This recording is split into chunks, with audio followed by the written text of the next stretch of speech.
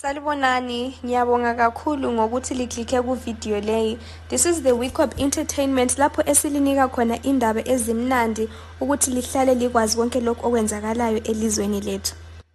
Ngemva kwesitori sikaSenzo Meyiwa senzakala, uKelly Khumalo njengomhlabeli wahlangana lokunengi empilweni yakhe. Abanengi basebemchothoza ngokuthi ngumbulali, abanye besithi ekhitshwe kuma-shows. Ukubulawa kukaSenzo Meyiwa kwaphambanisa uKelly Khumalo kakhulu, especially ku-career yakhe eyokuhlabela. Ngo-August 2023, wakhitshwa ku-lineup eye-tribute to Women Festival, njalo wakhitshwa futhi ku-Maseru Park Jazz Festival. Abantu sebethe kumele akhitshwe, ngeke bafune ukubona umbulali ebahlabelela.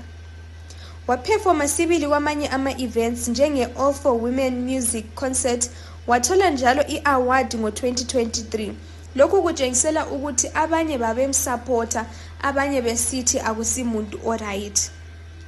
NgoNovember 2024, u-actor Tumisho Masha wabuzabuza uKelly, ebuzabuza abantu abayenza ama-awards lalaba abayenza ama-events okuhlabela ukuthi uKelly Khumalo kumele yini athandwe ngabantu njengoba kule case ethi yena wabulala uSenzo Meyiwa.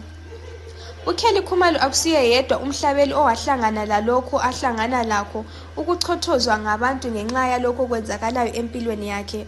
uSjava ngomunye owahlanganayo lalokho. uSjava ngo-2017 kwathiwa wadlengula uLady Zama. NgoMarch 2020 wakhitshwa ku-Cape Town International Jazz Festival. Njalo futhi wakhitshwa kuma-multi-choice nominations, kwakuthiwa aperforme lapho kodwana bagcina sebekhansila ukuthi aperforme. Lokhu kutshengisela ukuthi okungayenzakala empilweni yakho as i-musician kungakuphambanisela le career yakho. Yizwe-ke indaba esilazo namhlanje, melela enye ividiyo and hit the subscribe button.